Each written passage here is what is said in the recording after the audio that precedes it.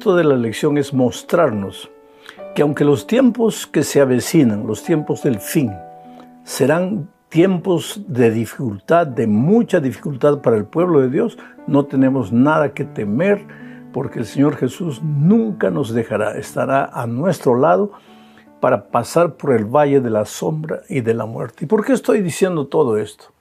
Porque sabes, lo que el enemigo más quiere es destruir la vida del cristiano. Si tú te entregas al Señor Jesucristo, Él viene atrás de ti con toda su furia. Pero el enemigo tiene ciertas estrategias. Por ejemplo, la principal herramienta que él tiene para traer a las personas para sí es la seducción, el engaño, la mentira. Toma la palabra de Dios inclusive y la tuerce, la disfraza, la interpreta a su manera y te hace creer lo que no está escrito en la palabra de Dios. Es por eso que nosotros los seres humanos tenemos que tener mucho cuidado de dejarnos llevar solo por la palabra de otro ser humano. Nosotros tenemos que tener la Biblia en la mano y ver lo que la palabra de Dios dice, lo que está registrado ahí en las Sagradas Escrituras.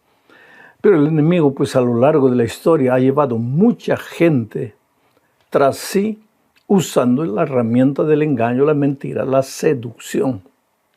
Ahora, cuando ya no puede, cuando esas herramientas no le dan resultado, entonces suelta la furia y viene la persecución.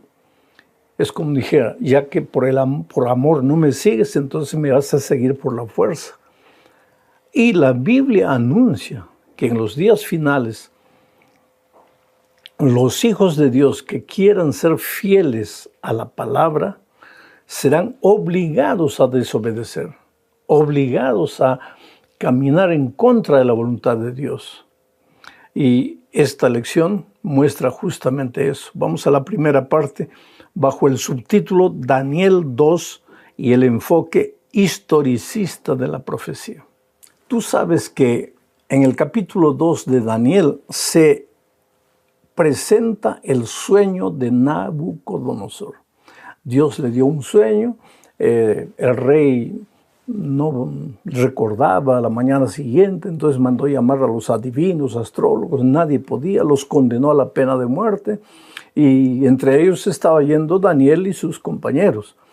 Pero entonces Daniel le dijo a Arioc, el general, ¿por qué nos están llevando si nos han dado la oportunidad de hacer algo?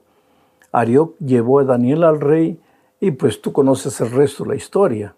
Dios le reveló a Daniel el sueño del rey. El rey quedó admirado, pero en ese sueño Nabucodonosor había visto una estatua gigantesca cuya cabeza era de oro, los brazos y el pecho de plata, el vientre y los muslos de bronce y las piernas de hierro, solo que en los dedos, en los pies estaba mezclado hierro con barro. Y esta última parte de la historia, porque cada metal simbolizaba un periodo de la historia, el dominio de un imperio universal, pero al final, en la época de los pies, Dios le reveló a Daniel y se lo dijo al rey, que eso significaba que en los últimos días los reinos no podrían más unirse, no se levantaría más otro imperio universal, sino que las naciones estarían luchando por la supremacía, intentarían juntarse una con la otra a través de matrimonios, de alianzas políticas, pero no sucedería nada, no habría más un imperio universal. Y a lo largo de la historia nosotros vemos que muchas veces los seres humanos, los líderes políticos han tratado de unir de nuevo esos reinos divididos. Carlomagno, Hitler querían formar un imperio universal y no pudieron. En estos mismos días, en nuestros días, la Unión Europea es un esfuerzo para juntar los países, pero es imposible. Un país no quiere, el otro no acepta, en fin, es difícil formar de nuevo un imperio que domine el mundo. Ahora, justamente en estos últimos tiempos es que la profecía anuncia que aparecerán, surgirán tiempos peligrosos para el pueblo de Dios. Entonces vamos a estudiar el subtítulo de la adoración de la imagen. Es el segundo subtítulo. Y en esta parte, pues, viene la historia de los 3 jóvenes hebreos. Leo lo que dice Daniel 3, 17 y 18. He aquí nuestro Dios, a quien servimos, puede librarnos del horno de fuego ardiendo, y de tu mano, oh Rey, nos librará. Y si no, sepas, oh Rey, que no serviremos a tus dioses, ni tampoco adoraremos a la estatua que has levantado. Bueno, te explico un poco esto. El rey Nabucodonosor, después de la interpretación de su sueño, comenzó a cavilar, a pensar entre sí y llegó a una conclusión muy humana y muy egoísta. En la estatua, que es el desfile de la historia del mundo, yo soy la cabeza de oro. Pero ¿por qué tengo que ser solo la cabeza? ¿Por qué no puedo ser los brazos, el pecho, los muslos, la pierna, en fin? ¿Por qué tengo que ser una parte de la historia? ¿Por qué no puedo ser toda la historia? ¿Por qué no puedo ser dirigir el único imperio que dominará el mundo para siempre? Entonces mandó levantar una estatua. Y esta estatua que él mandó levantar ya no tenía la cabeza de oro, los brazos y el pecho de plata, nada de eso. Sino que mandó levantar una estatua toda de oro, como queriendo decir, en mi sueño Dios me ha dicho que yo soy solo la cabeza, pero yo quiero ser toda la historia, todo el cuerpo. Y no solo mandó levantar la estatua, sino que mandó que todos los habitantes de Babilonia se arrodillasen, se curvasen ante la estatua. Aquí aparecen los 3 amigos de Daniel, hebreos fieles que conocían bien la ley de Dios, que decía que hay que adorar únicamente al Dios verdadero. Cuando fueron amenazados de muerte, pues ahí acabo de leer la respuesta de los jóvenes. No, Señor, nosotros vamos a adorar únicamente a Dios. Y si tú quieres matarnos, rey, puedes hacerlo, pero así mismo no te vamos a adorar, no nos vamos a encurvar delante de la estatua, vamos a adorar únicamente a Dios. Y estos jóvenes son símbolos del pueblo de Dios de los tiempos finales. Cuando, como ya te dije, el diablo, al ver que con la seducción trae mucha gente, pero hay un grupo, un remanente fiel a Dios que estudia la palabra y quiere obedecer a Dios, entonces va a soltar la persecución sobre ellos. Vamos a ser obligados. Y esto es lo que nos lleva a la tercera parte, otra imagen y la orden de adorarla. Pues así como los jóvenes hebreos fueron condenados a muerte por no adorar a la estatua, el pueblo de Dios también en los tiempos del fin será condenado a muerte por no adorar a un poder que le obliga a ser adorado. Voy a leer lo que dice Apocalipsis capítulo 13, versículo 15. Mira, y se le permitió infundir aliento a la imagen de la bestia, para que la imagen hablase e hiciese matar a todo el que no la adorase.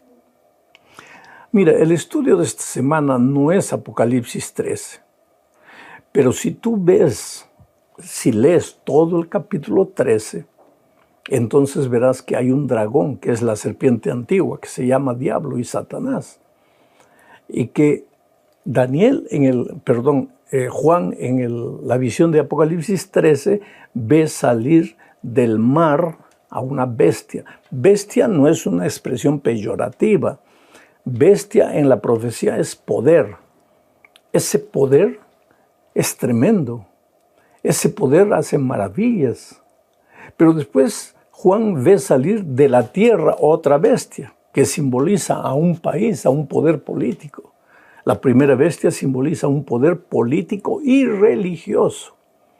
Y este poder político y religioso le da fuerza a la segunda bestia y hace que se le edifique una imagen, igualito que en los tiempos de Nabucodonosor, y obliga a que todos adoren a esta imagen. Por eso digo que la historia de los 3 jóvenes hebreos es como un símbolo profético de lo que sucederá con el pueblo de Dios en los últimos tiempos. Llegará un momento. Hoy día parece difícil, ¿sabes? Porque tú sabes que hay libertad para todo. Hoy día se defiende a las minorías como una ideología. Si se defiende a todos, ¿cómo se puede pensar que un grupo de cristianos, por obedecer a Dios y especialmente por guardar el sábado, sea perseguido? Hay mucha gente que no entiende eso. Y yo tampoco entiendo, porque en un panorama mundial donde hay libertad para todo y donde tú puedes tomar un valor y lo vuelves de cabeza para abajo y hay que defenderte porque es tu manera de pensar, ¿cómo puedes imaginar que el pueblo de Dios va a ser perseguido por guardar el sábado? Parece difícil, pero la profecía lo dice. Y si la profecía lo dice, se cumplirá. Porque te digo una cosa, a lo largo de la historia hay muchas profecías que cuando fueron pronunciadas parecían que nunca se cumpliría. Y sin embargo la historia, el tiempo, probó que esa profecía tenía razón. Y esta profecía también tiene razón. Y aunque hoy parezca difícil, se va a cumplir. Esto nos lleva a la 4ª parte de nuestro estudio, hablando de la persecución a la iglesia primitiva. ¿Por qué fue perseguida la iglesia primitiva? Cuando hablo de la iglesia primitiva, estoy hablando de la iglesia que estableció el Señor Jesucristo en sus días y que pasó al 1er siglo, al 2º siglo, al 3er siglo. La iglesia fue perseguida. ¿Por qué razón? Leo Hechos capítulo 12, versículo 1. Dice así: en aquel mismo tiempo, el rey Herodes echó mano a algunos de la iglesia para maltratarles y mató a espada a Jacobo, hermano de Juan. Y viendo que esto había agradado a los judíos, procedió a prender también a Pedro. Así que Pedro estaba custodiado en la cárcel, pero la iglesia hacía sin cesar oración a Dios por él. Es interesante, ¿por qué la iglesia de Dios fue perseguida en el 1er siglo? Sucede que cuando Cristo estuvo en la tierra, guardó el sábado. Hizo milagros en sábado para mostrar que el sábado no es un día de cruzarse los brazos, sino que es un día de salvación, es un día de adoración. Por eso hizo muchos milagros en el sábado. Pero el sábado él iba a la sinagoga, guardaba el sábado, como todo buen judío, porque él era un judío. Pero no era solo un judío, era el Señor Jesús. Dios hecho carne en la persona del Señor Jesucristo. Entonces, su iglesia, después que él ascendió al cielo, siguió guardando el sábado. Pero entonces el pueblo judío se rebeló contra el poder político de Roma y los romanos comenzaron a perseguir a los judíos.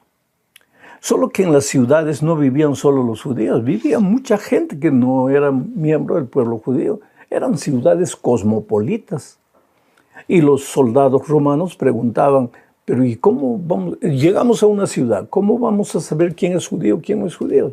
Entonces alguien dijo, es fácil identificar a los judíos porque ellos guardan el sábado. Solo que no eran solo los judíos que guardaban el sábado todos los seguidores de Jesús, que se iban multiplicando extraordinariamente. Pero como la persecución vino sobre los judíos que guardaban también el sábado, entonces muchos cristianos empezaron a ser confundidos con los judíos por guardar el sábado. Y la persecución también vino para la iglesia cristiana. Entonces surgió la idea en algunos, oye, ya que estamos siendo confundidos con los judíos por guardar el sábado, ¿por qué no guardamos el domingo en homenaje a la resurrección de Cristo? Y fue así que comenzaron los primeros guardadores del domingo, que se llamaban cristianos, pero por evitar la persecución comenzaron a guardar el domingo. Después esto es largo, esto va avanzando con los años. Finalmente, pues el pueblo cristiano que se tornó mayoría comenzó a guardar el domingo, pero siempre hubo un pequeño grupo, un remanente fiel, que decía, no, Señor, solo porque nos están persiguiendo vamos a dejar de guardar el sábado, de obedecer a Dios. No, no, no. Y ellos comenzaron o continuaron guardando el sábado a pesar de la persecución. Y es por eso que el pueblo de Dios en los últimos tiempos también continuará guardando el sábado a pesar de las dificultades que encuentre para eso. Y todo esto nos lleva a la última parte del estudio, que es la marca de la bestia. Mira lo que dice Apocalipsis 14, capítulo 13, versículos 16 y 17. Leo. Y hacía que a todos, pequeños y grandes, ricos y pobres, libres y esclavos, se les pusiese una marca en la mano derecha o en la frente, y que ninguno pudiese comprar ni vender, sino el que tuviese la marca o el nombre de la bestia o el número de su nombre. Vuelvo a repetir, nuestro estudio esta semana no tiene que ver con Apocalipsis 13, sino que tiene que ver con el hecho de que, así como en el Antiguo Testamento, hijos fieles de Dios como Daniel, sus amigos, fueron perseguidos por causa de su fe, en los últimos tiempos también hijos de Dios que quieren ser fieles serán perseguidos. Y aquí se habla de la marca de la bestia. Interesante que en la Biblia se habla del sello de Dios y después se habla de la marca de la bestia. ¿Cuál es el sello de Dios? Ezequiel, capítulo 20, versículos 12, versículo 20, es claro en decir que el sello de Dios es el sábado. Ahora, alguien un día me dijo, no, el sello del Dios es el Espíritu Santo. No, querido. El Espíritu Santo es el sellador, el que coloca el sello. Pero el sello es el sábado. Pero así como el pueblo de Dios recibe el sello de Dios, y en Apocalipsis capítulo 7, nosotros vemos a los ángeles conteniendo la destrucción final que viene sobre el mundo, y un ángel dice, no suelten todavía los vientos, porque hasta que el pueblo de Dios sea sellado. ¿Y cómo va a ser sellado? Por el Espíritu Santo, pero va a ser sellado por su obediencia al día de reposo, que es el sábado, como la Biblia lo indica. Mientras eso, la bestia que sube de la tierra, la bestia que sube del mar, se juntarán. ¿Para qué? Para mandar sellar a su pueblo con la marca de la bestia. Ahora, si el sello de Dios es el sábado, ¿cuál sería la marca de la bestia? Sería cualquier otro día que no es el sábado. Tú te das cuenta lo que hay por detrás de esto.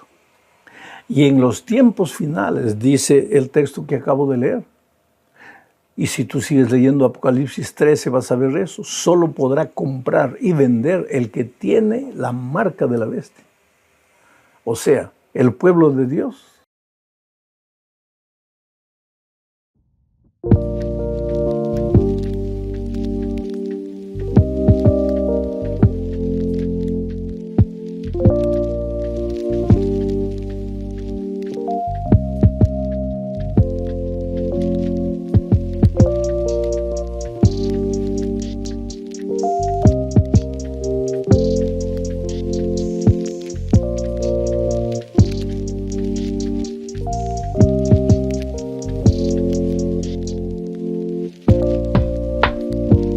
Señal inequívoca del tiempo final. Eso es lo que queremos, eso es lo que pretendemos por lo menos, sacar de la confusión, aclarar dudas y dejar una postura clara con la Biblia en la mano acerca de este tema y de cualquier otro que surja en el día de hoy. También le doy la bienvenida al pastor Marcos, pastor del Centro Evangélico Vida Nueva en el Puerto de la Cruz, en Tenerife. Bienvenido, Marcos. Tienes tu micrófono cerrado, tienes que abrirlo un momentín si no te importa. A ver si podemos oírte y A ver, escuchamos. ahora. Ahí te tenemos, adelante. Buenas tardes a todos y de verdad que creo que este tiempo, este momento y este espacio es necesario para dejar clara, como estaba diciendo, cuál es nuestra postura. Tenemos a un hermano y amigo desde la ciudad de Tel Aviv, en Israel, nuestro hermano Adolfo. Buenas tardes, Adolfo. Dios te bendiga. Bienvenido. Hola Manuel, buenas tardes. Muchísimas gracias a todos y en especial yo les quiero dar las gracias que muy pocas veces desde el pueblo de Israel se puede tener la opinión con respecto a lo que les llegan las noticias afuera y muchas veces para nosotros es muy frustrante escuchar que las noticias en otros países no se ajustan a la realidad que nosotros vivimos aquí a diario. Yo creo Entonces, que para mí si es alguien tiene autoridad para hablar de lo que está ocurriendo en Israel, sin lugar a dudas, es alguien que lo está viviendo en carne propia el día a día, ¿no? Quiero también dar la bienvenida a Anderson, que se acaba de incorporar ahora. Dios te bendiga, Anderson. Bienvenido. Muchas gracias, gracias a Dios he tenido la oportunidad de poder ingresar pronto. Venía corriendo, pero bueno, he podido estar aquí con ustedes, gracias al Señor. Qué bueno, qué bueno. Hemos invitado también a otros hermanos. Lo que pasa que de momento no se han podido conectar porque, bueno, o están trabajando o están algunos de viaje, ¿no? Pero bueno, los que estamos aquí queremos en esta tarde, con la ayuda del Señor y con la palabra de Dios en la mano, analizar un poquito lo que está pasando en Israel, porque, por ejemplo, hoy lamentablemente se ha vuelto a producir algo terrible, terrible. En Estados Unidos se ha producido un atentado en contra de un grupo de personas que se estaban manifestando y pidiendo la liberación de los secuestrados, que todavía siguen habiendo muchos secuestrados. Lamentablemente no todos están vivos, otros están muertos. Y de repente alguien ha aparecido por allí y ha comenzado, pues no solamente a insultar, sino que incluso se ha atrevido a prenderle fuego y a agredir. Y algunas personas quedaron heridas, muy mal heridas, han tenido que ser ingresadas. Y también hace unos días escuchábamos lamentablemente la muerte de un hermano nuestro en la fe, cuyo padre conocemos perfectamente porque ha sido uno de nuestros guías en muchos de los viajes que hemos hecho a Israel. Y todos los días estamos viendo por un lado, por otro, noticias en cuanto a Gaza, noticias en cuanto a Israel. Y a mí me gustaría, por ejemplo, para empezar en esta tarde, Adolfo, en este momento, tú que vives allí en Israel, tú que vives en Tel Aviv y hasta hace muy poquito tiempo estabas ahí metido en el refugio debido a las sirenas que suenan de vez en cuando, ¿cómo se está viviendo en este momento en Israel, ustedes como creyentes y como cualquier ciudadano que viva allí? ¿Cómo se vive el día a día en Israel? Adelante, Adolfo. esa es la pregunta que a nosotros nos hacen muchas personas. Eh, Les voy a comentar más o menos una pregunta de mi hermano, que es la que tú me haces. Entonces él me dice, ¿cómo vives tú en un día a día? Y yo le digo, pues yo salgo a trabajar y si la alarma me coge en el bus, pues sencillamente te bajo en el bus, da para la cabeza, cesó la alarma, te subes al bus y sigues. Estando aquí en la casa, es lo mismo, ¿no? Nosotros hasta el perrito lo sacamos. Nosotros tenemos un refugio, vivimos en un edificio de 10 pisos y nuestro refugio está en el primer piso, pero no alcanzamos a llegar, entonces los edificios están construidos de tal forma que nos vamos a la escalera. Para nosotros esa es nuestra vida normal en este momento porque los señores de los Houthis, ellos nos están mandando misiles 2 o 3 veces por semana. Ese es el normal de nuestra vida como israelíes, ¿cierto? Como israelíes. Es decir, eso lo sufre el judío israelí, el cristiano israelí, entonces para nosotros esa es la vida de nosotros. Y nos acomodamos a eso. Mi hermano me dice, eso no es sano.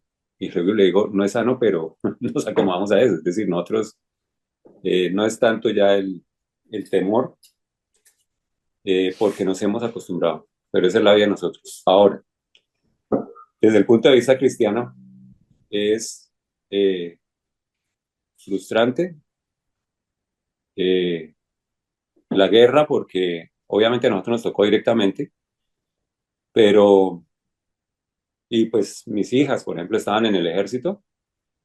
Eh, una amiga de nosotros perdió a su hija en en el 7 de octubre.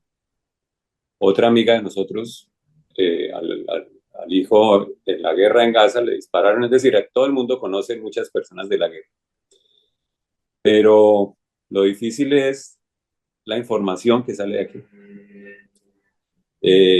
Eso causa muchísima frustración y yo respeto mucho el país de ustedes, es muy lindo, es muy hermoso, pero una de las noticias que se distinguen por ser bastante en contra del pueblo de Israel es las noticias que salen de España o que le llegan a España, porque no se ajustan mucho con la realidad, entonces no es muy, no es muy bonito y les voy a decir por qué. Porque yo tengo amigos en otras partes del mundo, pues gracias a Vida Nueva, muchos de ellos, en España, en Londres, conocemos gente en Miami, en otras partes. Y entonces ellos nos dicen que oran, pero como las noticias que les llegan es que el pueblo el pueblo de Israel es genocida y que entonces la forma como se ora también puede no ser la más cierta. Entonces, en algunas palabras es frustrante por la forma, cómo sale la información y cómo se Ahora, dice. Adolfo, una cosita. Hay alguna gente que dice que en cierto sentido, a lo mejor es muy fuerte lo que te voy a decir, pero hay personas que dicen que en cierto sentido, como que todo esto se lo ha buscado Israel, porque digamos que los palestinos, los mal llamados palestinos, y ahora explicaremos quiénes son y quiénes no son los palestinos, han estado sufriendo y han dicho basta. Entonces, esto es como una especie de revolución o de protesta en contra de la opresión, en contra del hambre, en contra de las injusticias. Y entonces ya digo, hay personas como que dicen, bueno, esto se lo ha estado buscando Israel y estas son las consecuencias de esos años de opresión, de injusticia, etcétera, etcétera. ¿Qué nos puedes decir en cuanto a esto? Es falso, absolutamente. Te voy a decir por qué es falso. Israel es un país que está en constante construcción. Construcción, digo, de edificios. En este momento está construyendo torres por arriba de 50 pisos. Y así era antes del 7 de octubre. Quienes construían los edificios, quienes manejaban aquí, un porcentaje altísimo de los obreros de aquí, el 80%, puedo decirlo, ¿cierto? ¿No? Un 80% de las personas, de los constructores aquí eran palestinos, de Gaza. No estamos hablando de palestinos de otro lado, sino de Gaza. Se les dejaba entrar a Israel. Obviamente la frontera estaba muy cuidada porque salen muchos terroristas, eso tampoco se escucha mucho. Salen muchos terroristas a hacer atentados a Israel y vuelven y entran. Pero en esa época entraban muchísimos, 25.000 en un fin de semana. Venían, trabajaban acá. Eh, Obviamente los sueldos comparativos de Israel y de Gaza es como tú ganar en pesos o en dólares, pesos colombianos.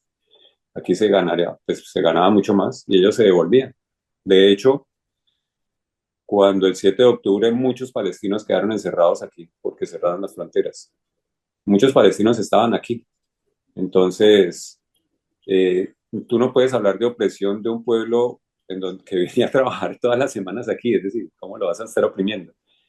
Eso es la primera. La segunda, muchos árabes palestinos viven todavía aquí en Israel. Y hay un área que ellos manejan muchísimo y es el área de la construcción donde, por ejemplo, son dueños de camiones de 2 millones de cheques y tienen cantidades de camiones. Ellos viven aquí muy bien. Lo conocemos nosotros, los McDonald's, aquí en Israel. Yo creo que en un porcentaje del 90% está manejado y sobre todo por mujeres árabes, con la vestimenta árabe. Entonces, cuando tú hablas, cuando nosotros nos dicen lo que pasa es que ellos estaban bajo presión, ningún israelí te va a aceptar eso. Ninguno. Porque sabemos que es falso. Es decir, no sabemos ni siquiera de dónde salió esa información. Nosotros vivimos aquí y ellos se subían en el bus con nosotros sin ningún problema. A veces tenían problemas con lo de los atentados, pues obviamente no se subía todo el mundo lo mejor, pero es absolutamente falso. De hecho, el Digamos agua, que ellos estaban totalmente integrados en la cultura, en sus trabajos, iban y venían hasta antes del 7 de octubre con toda normalidad y de hecho hay, no sé exactamente la cifra, pero más de 1 millón y pico, tal vez 2 millones de árabes que viven incluso en Jerusalén y en muchas partes del país Sí, y claro. tienen trabajos y tienen sus partidos políticos y participan de la vida como cualquier ciudadano israelí. Sí, de hecho, yo creo que ustedes en la noticia los vieron, los kibbutzim que estaban abajo, los kibbutz que estaban Sí. abajo cerca de la frontera. Eh, los kibbutz son entidades básicamente agrícolas y un porcentaje muy alto de los empleados que ellos tenían eran de Gaza, Mm. exactamente de Gaza. O sea Esos que, empleados fueron los que entraron el 7 de octubre y mataron muchas personas. digamos que Entonces, mordieron la mano del que les daba de comer. sí, entonces cuando una persona dice que era la opresión, no, les dice no, no es nada cierto, no es para nada cierto. Ahora, queremos dejar bien claro en este programa, los que estamos aquí interviniendo, que nosotros estamos totalmente en contra de cualquier guerra. Es decir, no nos gozamos en el sufrimiento ajeno. Me da igual el pueblo que sea, si son judíos, palestinos, rusos, ucranianos, españoles, latinos. Es decir, estamos totalmente en contra de todo esto porque no es la voluntad de Dios que hayan guerras, no es la voluntad de Dios que haya sufrimiento, no es la voluntad de Dios que nos matemos los unos a los otros. El Señor Jesucristo vino para darnos vida y vida en abundancia. Y en la palabra de Dios encontramos los mandamientos y los preceptos y el estilo de vida que si lo lleváramos a cabo, la vida sería un auténtico paraíso. Pero cuando le damos las espaldas a Dios, lamentablemente, a veces las guerras son inevitables. Ahora, me gustaría, por ejemplo, preguntarle, vamos a tener tiempo para hablar todos, por supuesto, y para intervenir y para interrumpirnos, pero quiero, por ejemplo, preguntarle a Jerónimo, se habla mucho de los palestinos. ¿Realmente en algún momento de la historia existió un Estado palestino? ¿Se puede decir que Israel le robó a los palestinos tierra? ¿O hay una lectura espiritual que a veces se omite y lamentablemente al omitir esa lectura espiritual no podemos entender realmente este conflicto, que no es simplemente un conflicto natural, sino más bien también hay un trasfondo espiritual? ¿Qué nos puedes decir, Jerónimo? Bueno, pastor, bien lo dijiste ayer en el culto, en la prédica, que sería bueno que los que no la vieran, los que no pudieron verla en el momento, lo pudieran ver en el canal de YouTube, porque la Biblia deja bien en claro el territorio de Israel, como leíste ayer en el libro de Josué, desde dónde hasta dónde. Y yo pienso que más bien es un conflicto espiritual lo que se vive y lo que he escuchado por ahí también en distintos medios de información, que en sí el fin no es tanto conquistar la tierra de Israel, sino exterminar al pueblo de Israel. Y eso no es algo nuevo. Lo vemos en la Biblia varias veces, el deseo porque el pueblo de Israel quede exterminado. Después, en los anales de la historia, con Adolfo Hitler y el nazismo, que dicho sea de paso, muchos pastores evangélicos lo apoyaron también. Sí. Uno se salvó, que fue Bonhoeffer, no sé si han sentido hablar de él, pero más bien es un conflicto espiritual donde el fin es exterminar a Israel. Eso se sabe y la Biblia deja bien en claro todo este asunto. Si me permites, voy a leer parte de un salmo que se escribió hace miles de años y que casi podríamos decir que describe un poco la situación actual que está viviendo Israel. Es el Salmo 83.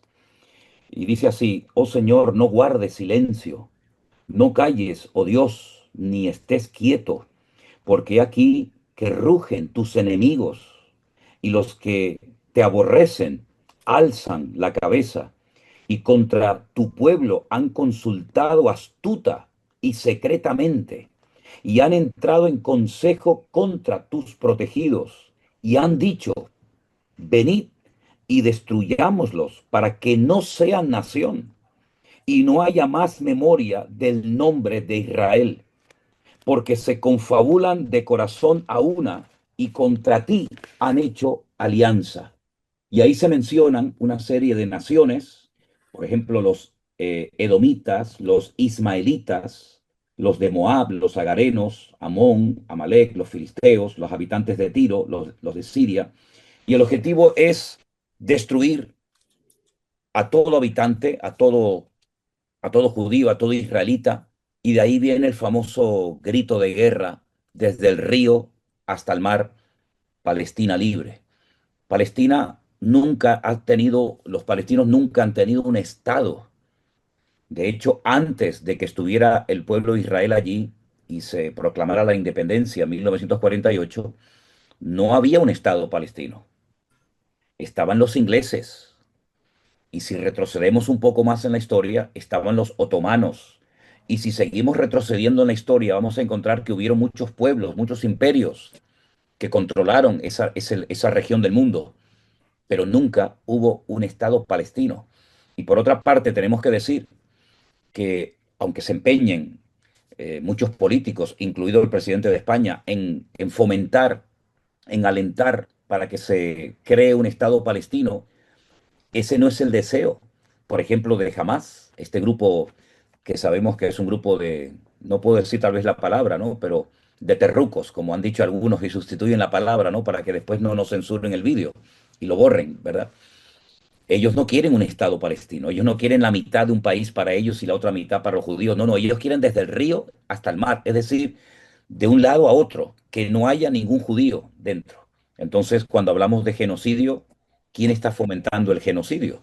Si es desde el río hasta el mar, estamos hablando desde el río Jordán, para los que no lo sepan, hasta el mar Mediterráneo, es decir, que no haya existencia de judíos ni del pueblo de Israel. Entonces, ellos no quieren un trocito de tierra, que ya lo tienen y ya lo podían tener aún en más cantidad. Ellos quieren todo el país y que no haya ni un solo judío dentro de ese territorio. Me alegro mucho de darle la bienvenida a Eduardo, pastor en Israel, en la ciudad de Beersheba, donde vivía el patriarca Abraham. Y me alegro mucho de que estés porque exactamente igual que Adolfo, que nos está hablando desde Tel Aviv, no sé si estás en Israel o te cojo en algún aeropuerto por ahí volando por el mundo, pero es así, Eduardo, lo que estoy diciendo, que los palestinos no quieren a los judíos y que quieren apropiarse de todo el territorio. ¿Qué nos puede decir en cuanto a esto? Y bienvenido. Gracias, gracias. Saludos a todos y cada uno de ustedes. No sé si se logra escuchar. Estoy exactamente ahora en el aeropuerto aquí en Nueva York, esperando mi vuelo para Tel Aviv. Estuve aquí justamente compartiendo con algunos pastores este tema tan delicado que estamos atravesando hoy en el territorio de Israel, que genera mucho confusión, incluso dentro de la iglesia evangélica, ¿no? Hay una postura como muy diplomática, lamentablemente como que Y tomar todo también con una pinzas, postura muy hipócrita también, ¿eh? como tomar todo muy con pinzas y de alguna manera no entender el contexto bíblico, que está todo relacionado con el tema de Israel. Cuando recién, alcanzo recién a conectarme y solo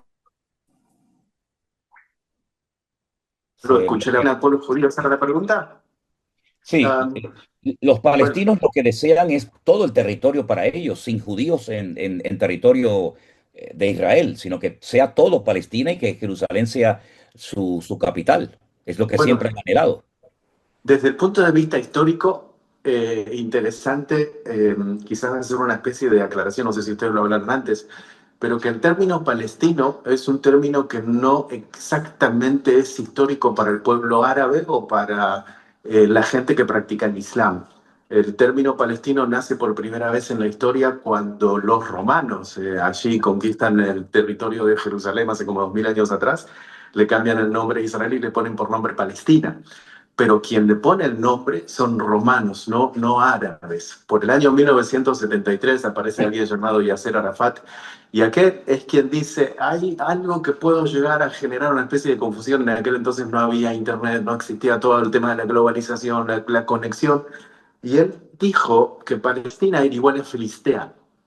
Ujú. Entonces de ahí comienza toda esta confusión, Filistea igual Palestina, pero que no tiene absolutamente nada que ver Palestina con Filistea. Filistea, así como Canaán, así como eran uno de los pueblos antiguos, aquellos que Dios le dijo, vaya, conquiste, porque la tierra de estos, donde está el Eteo, el Jebuseo, el Filisteo, todos estos, es la tierra que yo te voy a dar al pueblo de Israel.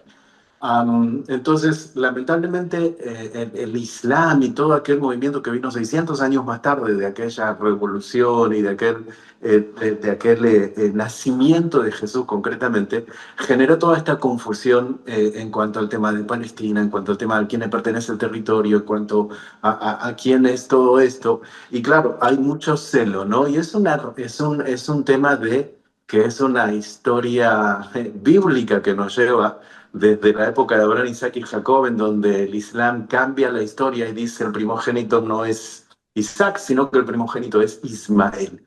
Y en eso es donde se basa el conflicto eterno. Entonces, si tenemos que decir Palestina, Palestina concretamente número uno no existe como nación. Ese es el gran conflicto que tenemos, que ellos quieren que se reconozca a nivel global, pero no es una nación. Es un grupo de personas que se identifican con digamos, un llamado o algo, un grupo político, llamémosle, que nos identificamos con esto. Y entonces en esto es como que odiamos al pueblo judío porque ellos interpretan y entienden que el pueblo judío les arrebató de su territorio, lo cual históricamente es en absoluto erróneo, ¿no? Ni históricamente ni bíblicamente podemos demostrar o podemos utilizar textos para decir que Israel le ha robado a los palestinos su territorio. Es decir, Israel no ha robado. Esto ha sido, y claro, aquí ya yo entiendo que no todo el mundo a lo mejor tiene esta percepción, pero Dios en su soberanía, y tiene todo el derecho de hacerlo porque para eso es Dios, decidió repartir la tierra a las naciones de antaño. Y a Israel decidió darles ese pequeño territorio, insisto, ese pequeño territorio, que en proporción con los millones de kilómetros cuadrados que tienen la mayoría de los descendientes de Ismael y las naciones árabes, es algo realmente ridículo, algo totalmente absurdo estar peleando por un territorio que es mucho más pequeño que muchas de las provincias que, por ejemplo, tenemos aquí en España. Ahora, lo que es realmente sorprendente, y quiero darle libertad a cualquiera que quiera intervenir, es que haya iglesias y haya pastores y organismos evangélicos que demuestran, si no con sus acciones, por lo menos sí con sus palabras, consciente o inconscientemente, un espíritu antisemita. Es decir, como que aquí hay buenos y malos, y hay que posicionarse en un lado o en otro lado. ¿Cómo es posible que haya pastores, que haya organismos evangélicos creyentes que sean totalmente antijudíos? ¿Cómo es posible que haya ese espíritu de rechazo cuando el creyente tiene que caracterizarse por amar a todo el mundo, ¿no? Y no decir, bueno, amo a estos y odio a los otros. Una de las cosas muy interesantes que tú personalmente dijiste en nuestro congreso este año en el Escorial en Madrid fue que amar, por ejemplo, al pueblo de Israel no implica odiar al palestino, o amar al palestino no significa odiar al israelita. ¿Cuál es el espíritu correcto que debería haber en un hijo de Dios que ha entendido el Evangelio, que ha nacido de nuevo y que teóricamente tiene que manifestar por todos los poros de su piel el amor de Cristo? Por ejemplo, cualquiera que quiera intervenir, adelante, con libertad. Adolfo. Sí, abre ahí tu micro. Ya está. A mí me surgió una pregunta cuando, a raíz de las personas que a mí me preguntan, eh, yo conozco, y como les cuento, conozco diferentes personas en diferentes partes del mundo. Y a mí me pareció particular que todos, a pesar de que todas las personas son cristianas, no todos teníamos el mismo concepto de los judíos. Esto a mí me pareció muy, muy particular porque inicialmente decía yo, no entiendo por qué si yo soy cristiano tengo una percepción diferente del judaísmo a ti, o a ti, porque eran unas 4 o 5 percepciones diferentes. Y eh, la conclusión, es decir, ¿qué dice? No es tanto, sino la conclusión clara es que la percepción de judaísmo, una de las razones de la percepción del judaísmo está directamente relacionada con la denominación a la cual tú perteneces, ¿sí? Entonces, si tú perteneces a cierto tipo de denominación, tu concepto del judaísmo es un concepto diferente, ¿sí? No voy a entrar es decir, no quiero criticar nada, es un dato histórico nomás lo que voy a pasar. No estoy en contra de ningún tipo de cristianismo, es decir, no tengo la autoridad para hacerlo. Pero si, por ejemplo, una persona entra a estudiar, por ejemplo, a Martín Lutero y lee un libro que estudió Martín Lutero que se llama Las mentiras de los judíos, el concepto que le queda grabado en su mente no es muy partidario del pueblo judío. Es decir, es un partidario. No, al contrario, ¿Sí?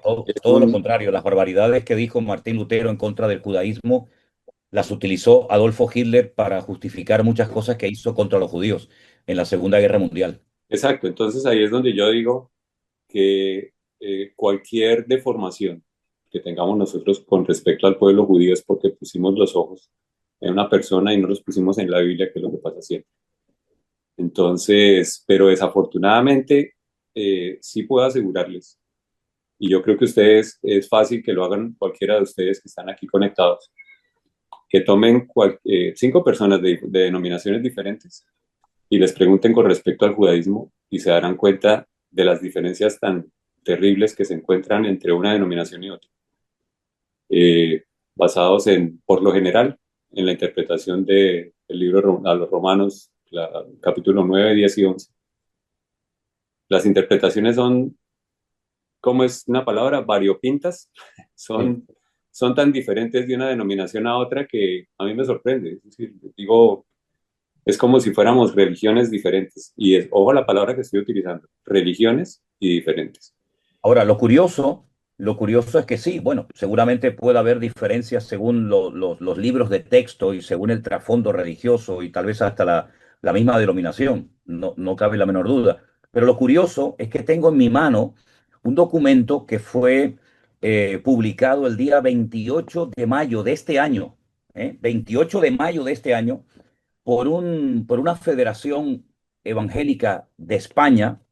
Esto para los que nos están siguiendo desde otros países, hay que aclarar que en España hay una federación que se llama la FEREDE, cuyas siglas significan Federación de Entidades Religiosas Evangélicas de España. Esa es digamos, lo que significan las siglas FEREDE, que ya digo, escribió un comunicado donde expresa, como dice aquí, leo textualmente, tengo aquí el documento, su profunda preocupación por la crisis humanitaria que afecta actualmente a la población civil en la Franja de Gaza.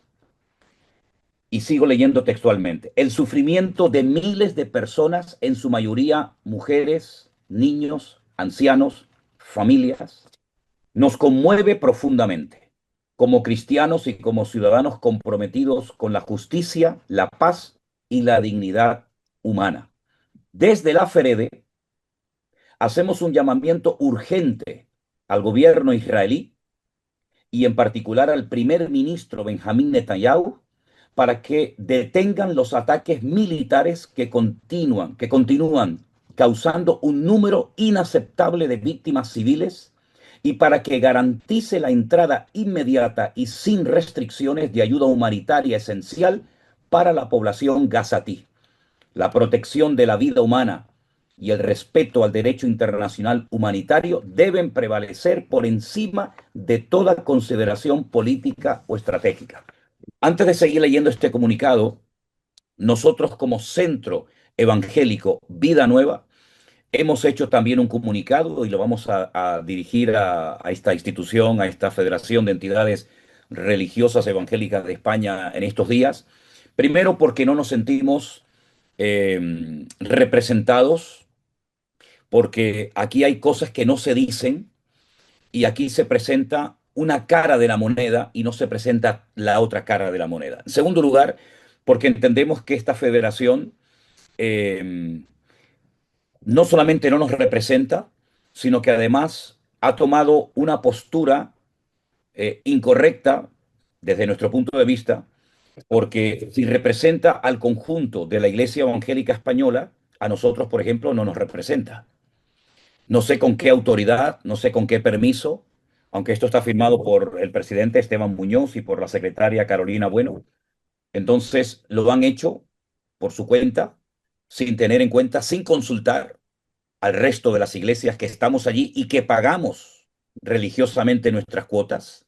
Eso tienen que saberlo todos, porque no es gratis estar en esta federación. Los que están ahí viven de las aportaciones de todas las iglesias evangélicas que están ahí en esa federación. Y por otra parte, parece un comunicado demasiado político, dirigiéndose nada más y nada menos que a un presidente de un país, a un primer ministro de un país con nombre y apellido, y exigiéndole que cesen inmediatamente los ataques, cuando sabemos perfectamente quién empezó esta guerra el día 7 de octubre, cuando sabemos perfectamente las masacres terribles que perpetraron los grupos, los miembros de este grupo terrorista que no respetó ni a niños, ni a mujeres, ni a ancianos, ni a familias, ni a nadie, y esta profunda preocupación que les conmueve profundamente, lo que me llama la atención es que no tengan la misma preocupación y el mismo amor y compasión, por ejemplo, con el otro bando, con los que fueron atacados. Y ahora parece que los que fueron atacados tienen que defenderse ante los medios de comunicación de algo que no había ocurrido, y menos en territorio israelí, desde los tiempos de la Segunda Guerra Mundial, cuando el famoso, lamentablemente, holocausto nazi.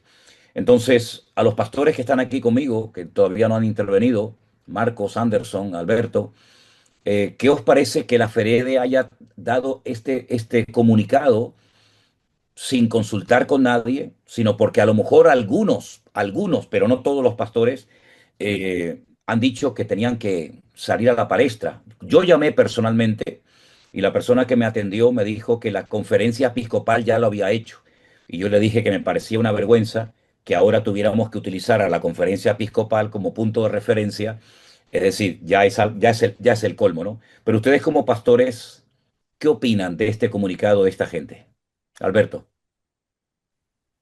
Bueno, antes estabas preguntando que por qué quizá hay pastores, o no, no, bueno, creo que era Adolfo o el pastor Eduardo, no lo sé, por qué hay pastores que quizá rechazan al pueblo judío, tienen este pensamiento. Yo quiero creer que es por ignorancia, evidentemente, porque su alimentación en cuanto a toda esta información viene de las noticias. Aquí sabemos cómo son las noticias, pongas la cadena que pongas, así pongas la pública, pongas la privada, es el mismo mensaje que se van a encontrar en todas partes. Pienso yo que tiene que ser por ignorancia.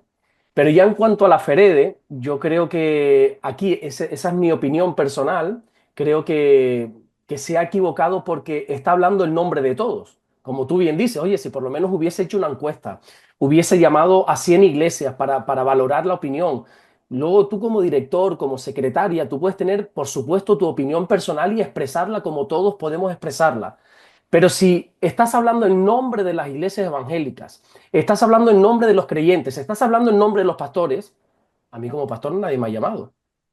Y a ti como presidente del Centro Evangélico Villanueva creo que tampoco te ha llamado. Entonces, Tampoco. creo que se han equivocado no por lo que han dicho, porque en mi opinión personal se han equivocado, pero se están equivocando también en hablar Las formas. en la forma y en hablar en nombre de todos, firmando no con nombres y apellidos, sino como institución, FEREDE, porque supuestamente la FEREDE nos representa a todos. Y creo que no tienen ese derecho de hablar en nombre de todos cuando no todos hemos podido aportar nuestra opinión. Yo le mandé este documento al pastor Eduardo, que claro, como pastor en Israel, ¿tu reacción cuál fue cuando viste que la Federación de Entidades Religiosas de España, la FEREDE, ha dicho esto, y tú como judío y como pastor en Israel, qué sentiste cuando tú leíste esto? Se encendió una luz en rojo. Eh, la verdad que me dio muchísima tristeza, muchísima pena de ver eso y obviamente yo permanentemente estoy tratando de ayudar a muchos pastores y líderes en diferentes partes del mundo viajando. Justamente esto es parte de que estoy volviendo a mi casa ahora, es porque estuve aquí compartiendo con muchísimos pastores y líderes tratando de entender el conflicto de Israel y explicar que el tema de Israel al día de hoy no es político, sino que es bíblico, es espiritual todo lo que está aconteciendo. y que todo lo que está aconteciendo justamente es como una especie de GPS que nos está llevando a un tiempo determinante en el retorno del Mesías. Muchos líderes, yo en un momento y durante mucho tiempo yo pensé que la causa de Israel, es decir, el nacimiento de Israel en el año 1948, pensé durante mucho tiempo que era por revelación, que solamente algunos podrían ser revelados. Pero con el correr de los años me doy cuenta que no es por revelación, sino que es simplemente por no leer las escrituras. Porque simplemente está ahí escrito. El nacimiento de Israel del 1948 marca un inicio de reloj profético de Dios para las naciones. Y creo que todo este producto que hay, como esta organización que habla en contra de Israel, condenando una causa, sin utilizar versos bíblicos, sin entender toda la estructura bíblica que hay por detrás y lamentablemente confundiendo o mezclando el tema. Yo cuando veo la carta veo que está mezclando Ucrania-Rusia con Israel y Hamas. Y eso para mí fue como que lamentablemente esto genera una confusión. Y obviamente nadie está de acuerdo en la pérdida de vidas humanas. Pero comparar dos guerras que están sucediendo hoy en el escenario a nivel global no tiene absolutamente nada que ver el punto en comparación, la raíz que cada una haya generado. Una tiene una raíz espiritual y la otra tiene otra raíz que es netamente político. Ahora, si tú me dices, enfrentemos el caso Ucrania y Rusia, estoy de acuerdo, pero enfrentemos el caso Israel y Hamas y atacar a Israel sin decir el contexto espiritual que hay por detrás, eso genera la confusión de muchísimos hermanos. Y la Biblia es bien clara que dice que en los próximos tiempos habrán muchos y confundirán a miles. Lamentablemente, sí, es una tristeza, pero simplemente creo que es la gran confusión que estamos viviendo en este último tiempo y donde hay tantas voces que la gente no sabe para dónde correr y hay pocas voces, que son las pocas voces que se están levantando en favor y que aún siguen perteneciendo y que son las más atacadas, las que finalmente van a ser como, de alguna manera, intento de afición y tratar de silenciarnos a aquellos que estamos intentando levantar la voz en favor del Dios de Israel y de la verdad bíblica, ¿no?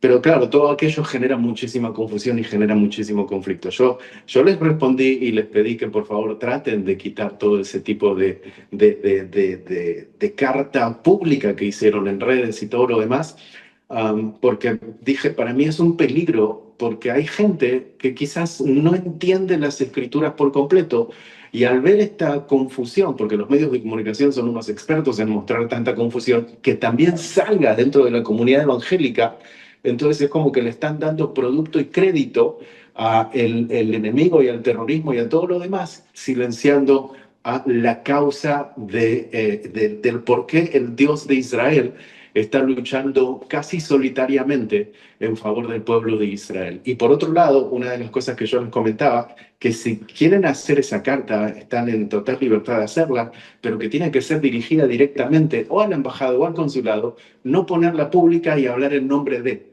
Porque a mí no me gustaría que hablen en nombre de mí si no me llaman por teléfono y no me preguntan. Entonces, si estás de acuerdo, bien, ok, entonces ponenme los nombres debajo de quiénes son la iglesia XY, la iglesia XY, la iglesia igual, la iglesia igual. Todos estos 800 ministerios están de acuerdo con esta postura, pero no toda la comunidad de iglesias evangélicas de España estamos de acuerdo con esto, porque genera una gran confusión y que lamentablemente el Estado de Israel, cuando puede llegar a ver esas cartas, la embajada o el Ministerio del Interior puede ver ese tipo de comunicados, puede ejecutar una orden que tristemente puede afectar a muchos creyentes. Miren lo que sucedió con Colombia, lamentablemente, hace unos días atrás. Entonces, España está en la mira. Yo de hecho estuve en el Congreso y dije, España está como en una luz roja en el Estado de Israel, que es uno de los países que dejó de ser amigo, lamentablemente, nuestro, y triste cuando la comunidad evangélica también se suma en aquello. Pero yo agradezco al Señor por hermanos como ustedes que están ahí permaneciendo, siendo firmes y tratando de ahí de seguir mostrando la realidad bíblica. El resto del comunicado dice: reiteramos asimismo la necesidad de que se imponga un alto al fuego real y duradero que permita no solo el cese de las hostilidades, sino también la reanudación de negociaciones serias que conduzcan a una paz justa y sostenible tanto para israelíes como para palestinos, basada en el respeto mutuo, la justicia y los derechos humanos. Después, así de paso, mencionan un poquito lo de Ucrania, pero no se atreven a mencionar el nombre de Putin, no sé si por miedo o por presión del gobierno, porque Alberto decía algo que bueno, sí, puede ser así, pero yo voy aún más allá. Yo no creo que haya cosas que se hagan por ignorancia, honestamente. Yo ya soy muy mayor, tengo muchos años en esto y yo ya he perdido, por suerte o por desgracia, mucha de la ingenuidad que me caracterizó durante años, incluso en el ministerio. Yo no creo que muchas de las cosas que se dicen y se hacen hoy en día desde púlpitos, sea comunicado de la FEREDE o sea cualquier otra cosa, se hagan por ignorancia. Yo creo que se hacen sabiendo lo que se está haciendo. Yo estoy Posiblemente haya un plenamente convencido, interés, perdón. posiblemente haya un interés consensuado, es decir, que hay algo que... Es que aquí hay que hablar claro, aquí hay que hablar claro, sin tapujos. Eh, Cuando se reciben dineros por medio de subvenciones o de cualquier otra forma de el gobierno que sea, ese organismo, esa iglesia, esa institución, ese equipo de fútbol, esa sociedad o como quieran llamarla, en cierto sentido, ha hipotecado su libertad para poder denunciar abiertamente en un momento determinado lo que hay que denunciar y hablar claramente y objetivamente. ¿Cuál es el problema? Que a veces, cuando escuchamos al gobierno que tenemos en este momento, y hemos escuchado hace unos días unas declaraciones del presidente de este país, son prácticamente iguales que las que escribe la FERED en este comunicado. Entonces, de ignorancia, honestamente, nada. Aquí no hay ni ignorancia. De hecho, yo cuando llamé con la persona que me atendió, una de las cosas que me dijo, y yo le dije que yo no estaba diciendo eso, es, ¿tú qué te crees? ¿Que Israel es el brazo ejecutor de la ira divina? Y yo le dije, hombre, yo no estoy ahora mismo aquí diciendo que Israel es el país perfecto, que no comete ningún error. Pero lo que está bien claro es que aquí se han omitido muchas cosas. Aquí ha habido hermanos nuestros en la fe que han muerto, que han muerto. Bueno, David, nuestro guía la semana pasada en Israel, nos hablaba de que el hijo del pastor de Porilla perdió la vida y nuestro hermano Daniel, que también ha sido guía en algunos de nuestros grupos, tú lo conoces, Eduardo, perfectamente, y otros, Claro, claro, claro. también perdía a su hijo el otro día. Hoy se produjo un atentado terrible en los Estados Unidos, incluso hasta con criaturas pequeñas. Entonces, me da la impresión de que aquí no se ha hecho nada por ignorancia. España es un país antisemita, de siempre lo ha sido. De hecho, España expulsó a los judíos de su territorio. Eso es historia, no me estoy inventando nada. El gobierno que tenemos es antisemita. La vicepresidenta segunda del gobierno de España dijo abiertamente, y eso está ahí, se puede comprobar, que Palestina tiene que ser libre desde el río hasta el mar. Lo dijo una de las vicepresidentas de este país. Por lo tanto, no nos tiene que sorprender que en un momento determinado periodistas, incluso, ¿por qué no?, instituciones religiosas de la índole que sea, tienen que someterse al gobierno por miedo a perder otra vez subvenciones, por miedo a ser llamados la atención. Yo no sé, pero lo que está bien claro es que nosotros queremos dejar en este programa bien claro que el Centro Evangélico Vida Nueva, de hecho yo he escrito una carta como representante y presidente de esta organización a la embajada israelí diciendo que nosotros no nos sentimos identificados ni representados en este momento por esta institución que lamentablemente parece ser, espero equivocarme, que es la única que en este momento puede representar ante el gobierno a las iglesias evangélicas. Pero Adolfo decía hace un rato algo muy interesante. Yo creo que más bien representa al gobierno ante las iglesias, en vez de representar a las iglesias delante del gobierno. Cualquier pastor que quiera intervenir, por favor, o cualquier hermano, con toda libertad, estamos aquí para hablar todos, y hay algunos que todavía no lo han hecho. Adolfo, adelante. Abre tu micro ahora. Discúlpame.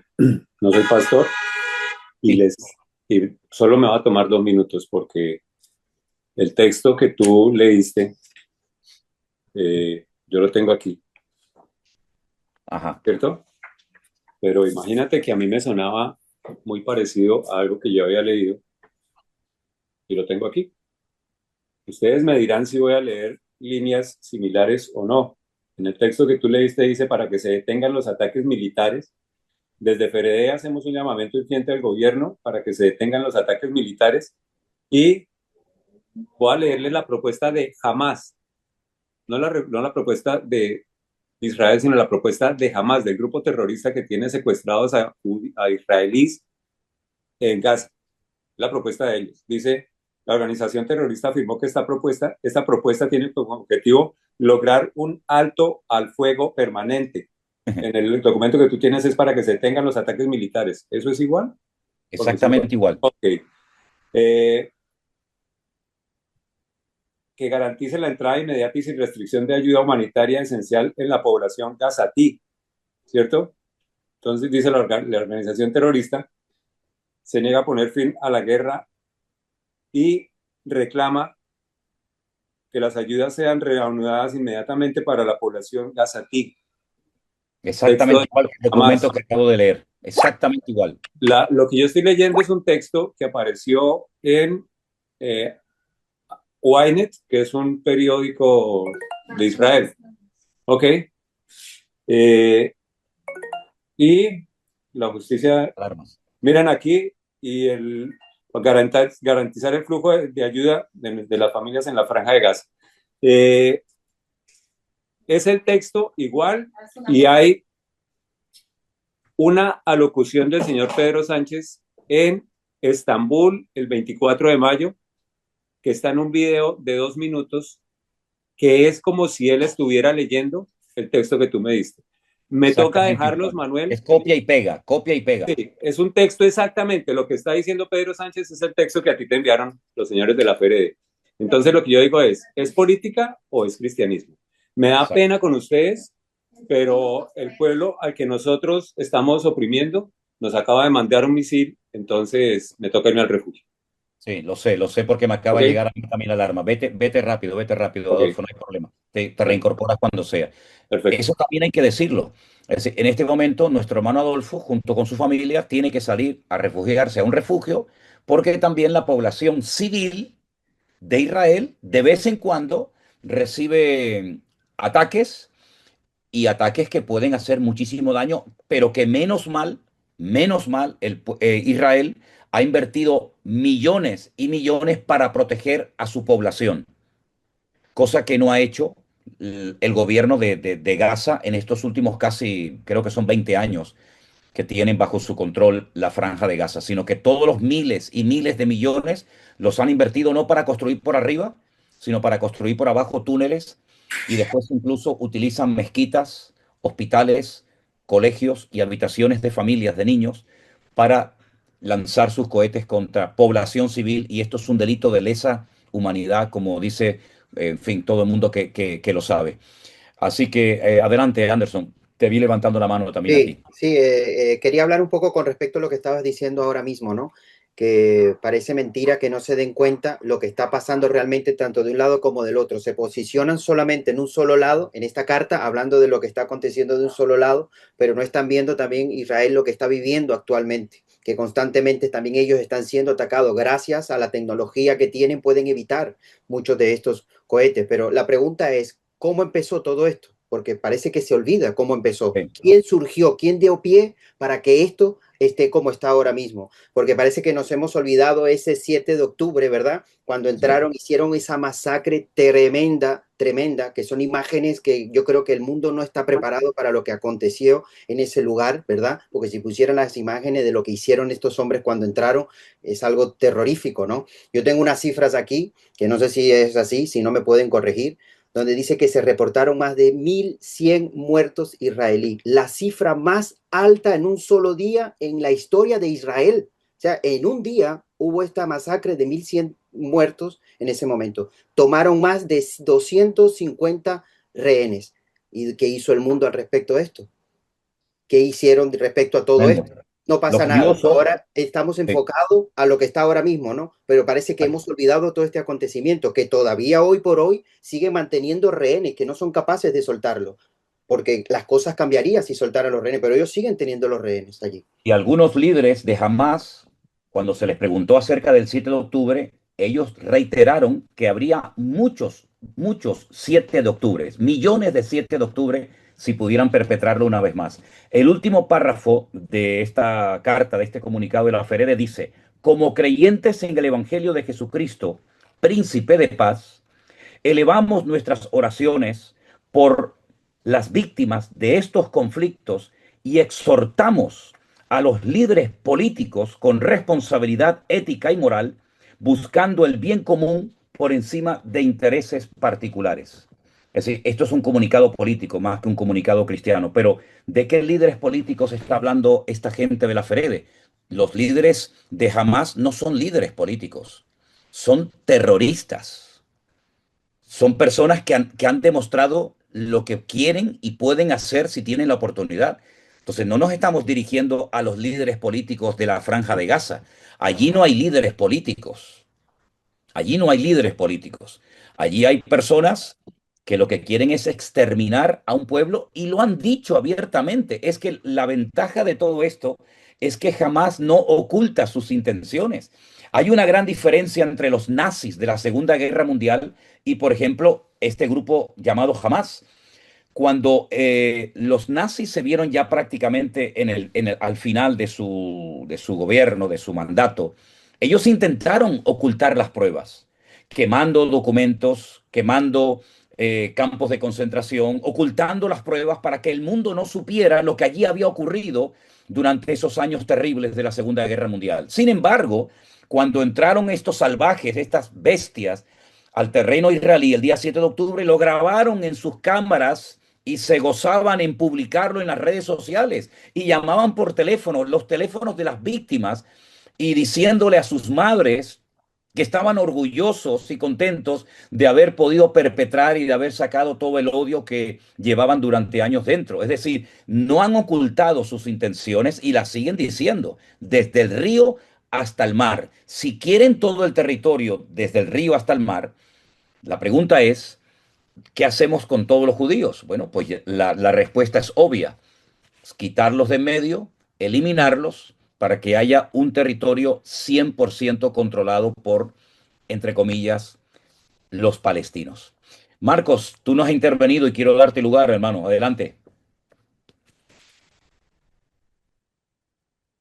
Abre tu micro para que podamos escucharte, ¿sí?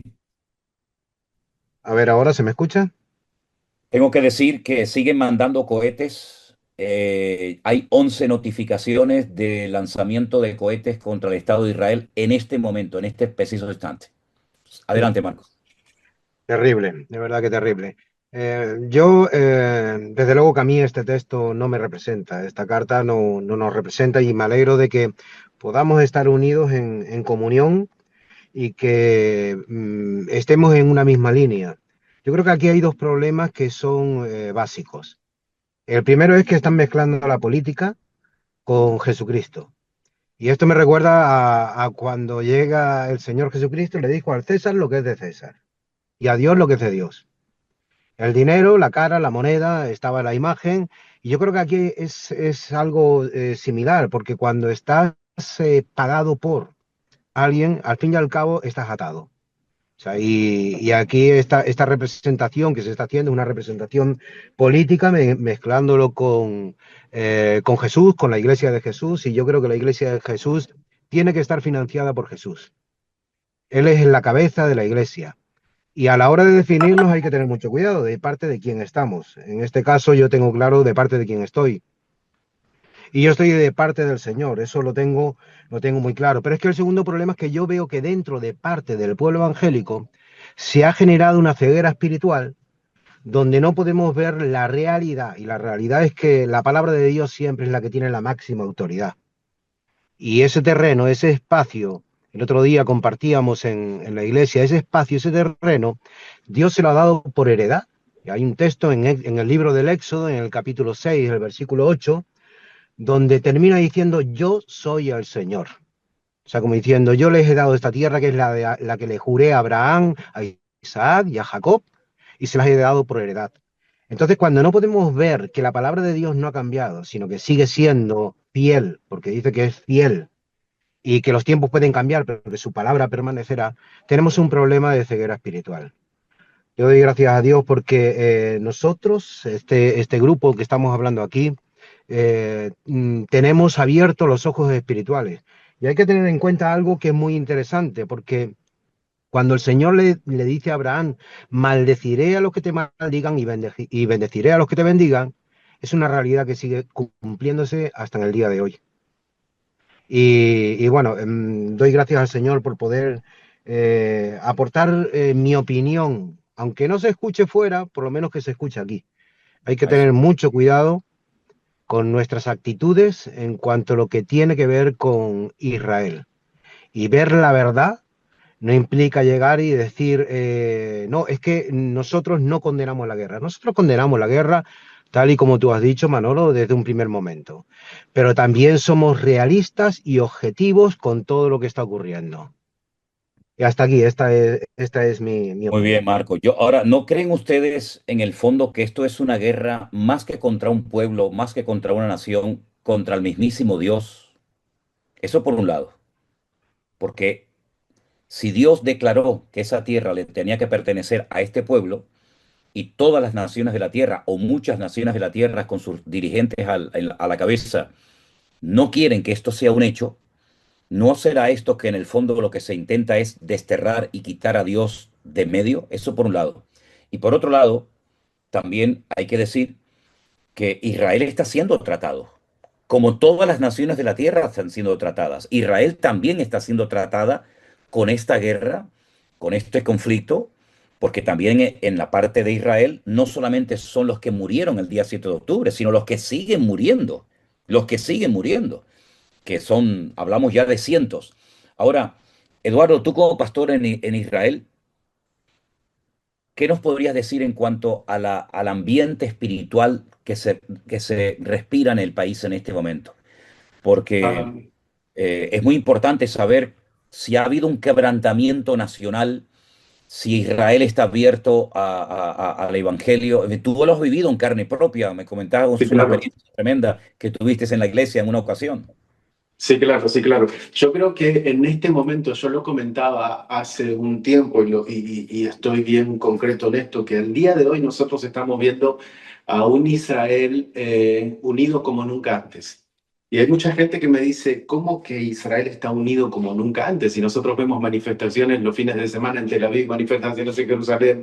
Claro, es que lo que se ven son manifestaciones en contra de una nación, en contra de la nación de Israel y en contra del gobierno de Israel, pero quien hace esa manifestación es el pueblo de Israel. Entonces hay una diferencia en la interpretación pueblo de Israel y otra nación de Israel. Como tú bien decías, la nación de Israel hoy está lejos de Dios y va a ser juzgada como toda nación sobre la faz de la tierra que está lejos de Dios. Claro. Pero como pueblo, el Señor no terminó con el pueblo. Y hoy hay un concepto de unidad muy fuerte en el pueblo, que este concepto de unidad lo que está llevando es a la espera y el punto de aguardar por el Mesías. Como nunca antes en la historia, el pueblo está aguardando por la venida del Mesías. Cuando ellos están aguardando por la primera venida del Mesías, nosotros sabemos que es la segunda, que es el retorno, ¿no? Entonces hay un punto espiritual hoy en día en Israel como de anhelo de ver la redención y de ver la salvación, que venga el Mesías de una vez por todas, porque si no viene el Mesías, entonces el pueblo de Israel cada vez se encuentra más solitario. Aquellas naciones que decían, nosotros estamos con ustedes, les apoyamos y todo lo demás, se sienten más solitario como nación y como pueblo. Entonces, yo lo que digo, lo que hoy está sucediendo, y perdón porque ya me queda poquito tiempo, me tengo que salir, solo termino con esto. Lo que yo hoy estoy viendo es esto. Veo como que hoy Israel es un espejo del futuro para las naciones de la tierra. Cuando nosotros estamos observando a la nación de Israel, estamos viendo un espejo a lo que va a acontecer en las naciones. Cuando la iglesia que tiene la revelación no alcanza a interpretar a este espejo del ataque a Israel y justifica de alguna manera diciendo, Israel, deténgase, está permitiendo que el terrorismo avance, está permitiendo que el Islam tome posesión. Nosotros sabemos que en el libro de Ezequiel se nos habla que cuando venga el Mesías va a haber un reino establecido. Nosotros sabemos bíblicamente que el Islam está creciendo muchísimo en toda Europa. Entonces, si nosotros intentamos silenciar hoy a la única nación que está luchando contra ese espíritu, que está luchando contra todo este terrorismo, lamentablemente va a ser tarde cuando nos demos cuenta que ellos están dentro. Cuando fue la época del Holocausto, un pastor alemán, cuando ustedes van al Museo del Holocausto, se van a encontrar con un letrero, hay un pastor alemán y el letrero dice lo siguiente: cuando vinieron por los judíos yo no me preocupé porque no era judío. Cuando vinieron por XY no me preocupé porque yo no era XY. Cuando vinieron por mí no había quien me defienda. Entonces, creo, sin duda, que lo que hoy sucede con Israel es un espejo al futuro de las naciones de la tierra. Y cuando no alcanzan a interpretar el peligro espiritual de apoyar todo esto que parecería ser majo, que le llaman en España, no, pero si son bien majos, claro, pero en algún momento el chip se va a activar. Y cuando se active ese chip va a ser demasiado tarde porque ya no va a haber quien les defienda.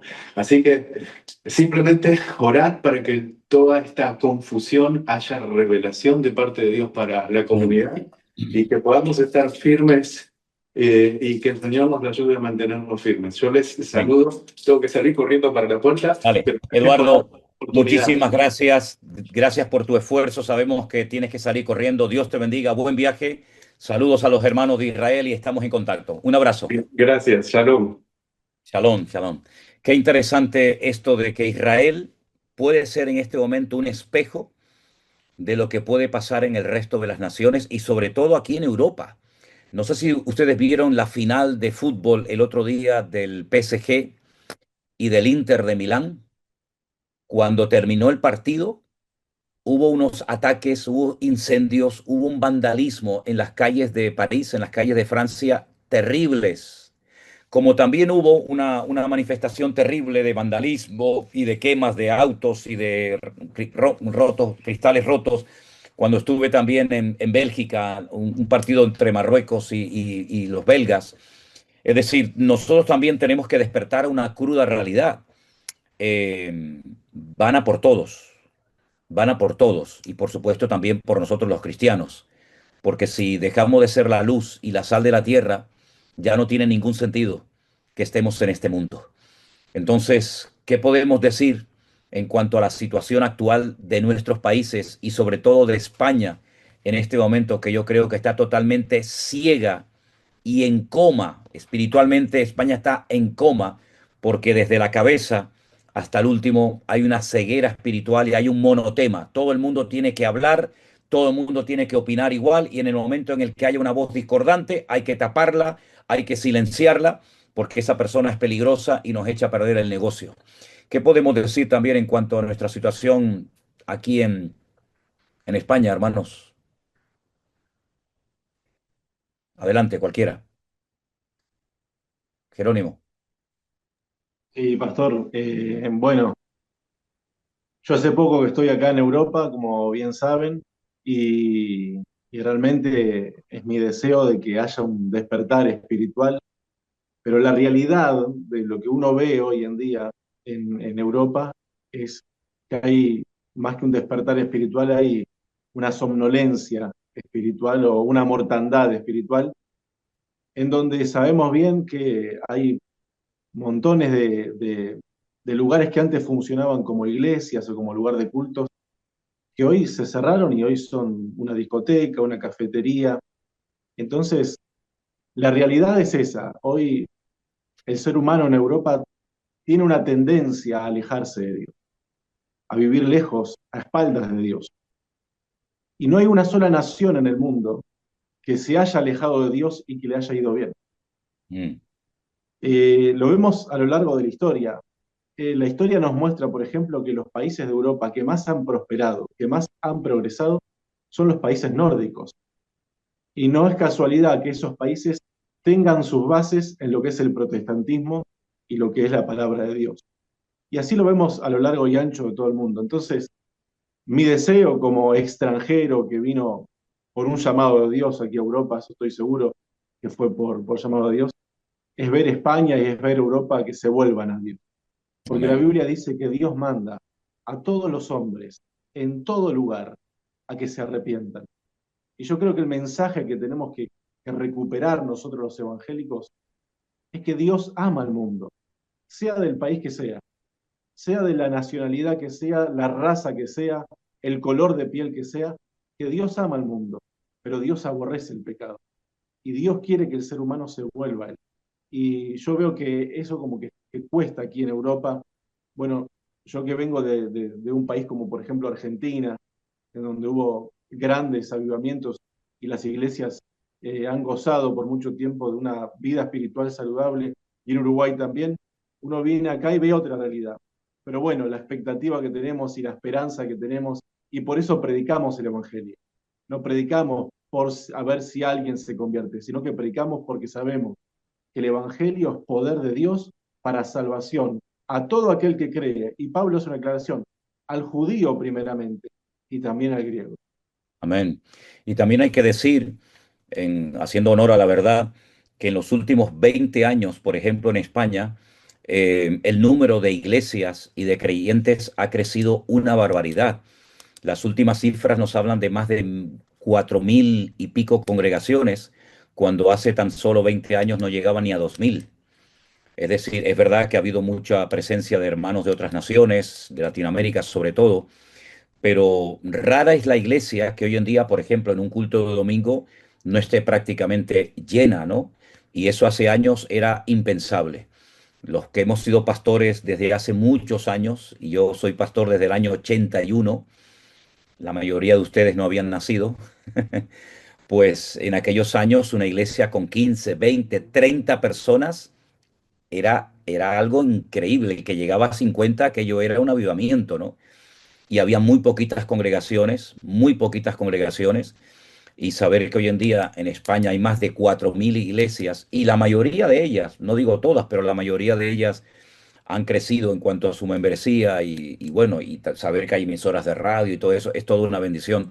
Ahora, volviendo un poquito a lo de Israel, y ya vamos a ir un poquito concluyendo porque llevamos ya más de una hora de programa y no queremos aburrir a todos los que nos están siguiendo, pero Adolfo, hablando con la Biblia en la mano, ¿fue Dios el que permitió que Israel fuera atacado y que sufriera esto en carne propia el día 7 de octubre? ¿O no fue Dios el que lo permitió? ¿Qué es lo que podemos decir en cuanto a esta situación espiritual? Porque si Dios lo permitió fue por algo. ¿Y por qué lo permitió? Entonces, tú que vives allí, ¿qué crees acerca de los que preguntan por qué pasó esto? ¿Hay algún motivo espiritual que pueda dar respuesta a esta pregunta? Si es que lo permitió Dios, ¿por qué pasó esto? ¿Por qué lo permitió el Señor? Adelante, Adolfo.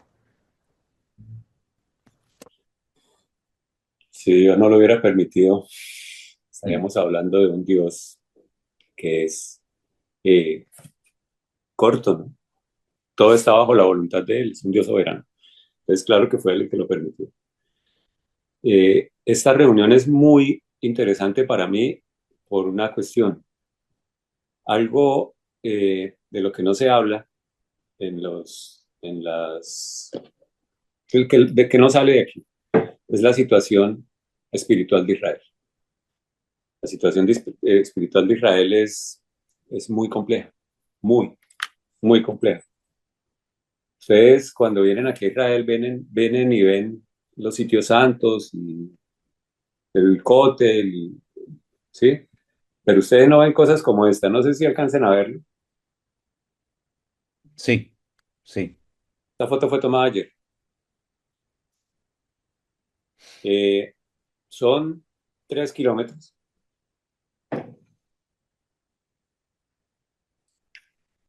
Eh, es que me molesta mucho. Sí, es triste, muy triste, ¿verdad? Muy triste. Se empieza a vestir Tel Aviv y Jerusalén de estas banderas por todas las calles. Si ustedes, como creyentes, encuentran una ciudad vestida de banderas, en una parte la bandera del país y en la otra parte la bandera de colores, Mm. miren yo creo que es bastante interesante plantearse qué está pensando el Señor desde su punto de vista. Sí. Manuel ya lo ha dicho, el presidente de la Knesset, pues es un hombre que está casado con otro hombre. Las protestas hablan de los niños que fueron asesinados en la toma que hizo Gaza. Y yo quiero decir, con mucho respeto lo quiero hacer. Pero el año pasado nosotros matamos 27.000 niños en abortos. Eso también se tiene que tener en cuenta. A los ojos, estoy hablando a los ojos bíblicos, ¿sí? Nosotros estamos hablando, las protestas nos dicen que se desarraigaron muchos niños de sus familias y hoy en día hay muchos niños que están naciendo o sin un papá o sin una mamá por criterio de ese papá y los está dejando sin la parte familiar, ¿sí me entienden? Sin media familia. Es decir, yo voy y voy y compro un niño y de hecho lo dejo sin tíos, sin abuelos, sin papá, sin tío, sin abuelo, pero estamos peleando delante de Dios para que nos devuelvan los hijos que están desarraigados de Gaza. Yo no sé si eso sea coherente delante de Dios. Hay muchísimas cosas que pasan en el pueblo de Israel que no salen en las noticias y son muy complejas. Y nosotros que vivimos aquí, pues las vivimos a diario. Entonces, cuando sucedió lo del 7 de octubre, algunas personas, y yo fui ese, uno de ellos, de pronto no fui no estaba muy calmado porque no es fácil. Nos preguntaban por qué sucedió eso y la respuesta era inmediata, a causa del pecado del pueblo de Israel. Porque yo no lo puedo mirar como lo mira Fede, yo no puedo mirar políticamente. Yo no lo puedo mirar así, sino yo lo miro bíblicamente. Es decir, yo voy y le pregunto al Señor, Señor, es decir, ¿qué pasa? Y cuando yo empiezo a recapitular todo esto del pecado del pueblo de Israel y miro, por ejemplo, el libro de los Reyes, el pueblo de Israel fue juzgado por cosas menores que las que en este momento está haciendo el pueblo de Israel. Wow. Y hubo una frase en la convención que hicieron en España, cuando dicen, el Señor utiliza naciones para juzgar naciones. Y yo creo que esa fue un llamado de atención que nosotros tuvimos y aún así el pueblo, es decir, no es que hayamos caído en este momento que veamos que el pueblo ha tomado ninguna reacción, no. De hecho, todo lo contrario. Nos hemos fortalecido desafortunadamente, por ejemplo, hemos puesto los ojos no en el Dios de Israel, que es el Dios de los ejércitos, sino en un Dios que tiene un ejército un poco más allá del norte. Y eso es un peligro. Sí, eso es un verdadero peligro. Podemos hablar entonces claramente de que las consecuencias del pecado a corto y a largo plazo son reales. Sí, Y claro. creo que Israel no se puede, como te he dicho en muchas ocasiones, Adolfo, creo que Israel no se puede permitir, si me permiten, entre comillas, ciertos lujos, hacer ciertas cosas, imitar las actuaciones y las costumbres de otras naciones, porque Israel es otra cosa. Sí, claro. Cosas que son normales, no sé, en España, en Italia, en Francia, en Holanda, en Suecia, en Noruega, en Israel no se deben de hacer, porque Israel tiene que ser una luz y lamentablemente no siempre lo ha sido, ni lo es ahora, y las consecuencias a veces del pecado son terribles y lo estamos viendo. Y si partimos de la base de que Dios permite ciertas y determinadas cosas, volvemos otra vez a lo que decíamos al principio. Hay que hacer una lectura espiritual de todo esto y volver a lo que dice la Biblia, al punto de partida, que es lo que lo cambia todo, el arrepentimiento. Si mi pueblo se humilla e invoca mi nombre, yo sanaré vuestra tierra. Si eso no se produce, De nada sirve la carta de estos señores de la Ferede, de nada sirve lo que diga fulanito o menganito. Aquí lo que hay que hacer es doblar rodillas, quebrantarnos delante del Señor, y si no lo hacen unos, tendrán que hacerlo otros. Pero el Señor no va a perder ninguna batalla, porque detrás de todo esto Dios está hablando. Dios está hablando muy claramente a unos y a otros. No sirve de nada una valla electrificada, no sirve de nada las bombas, no sirve de nada un gran ejército, no sirve de nada los soldados. Si Dios no cuida de la ciudad, en vano vela la guardia. Si Dios no edifica la ciudad, en vano trabajan los edificadores. Por lo tanto, yo creo que nosotros tenemos que captar el mensaje que Dios nos está dando y enseñarle a la gente que las consecuencias del pecado son reales, como también son reales las consecuencias o los privilegios que emanan de la obediencia a nuestro Dios. Por lo tanto, me gustaría que termináramos en esta tarde orando. Le doy gracias a todos y a cada uno de ustedes por haber estado aquí con nosotros. Mantenernos al corriente, Adolfo, de cualquier cosa que ocurra por allá, porque tenéis nuestras oraciones, no se sientan solos. Al contrario, quiero que sepas, traslada esto a tu familia y a todos los que puedas. La iglesia, por lo menos nosotros, estamos orando por ustedes, y si Dios lo permite, como tú me dijiste hace unos días, estarán aquí en agosto visitando a tu iglesia, a tus hermanos, a tus pastores.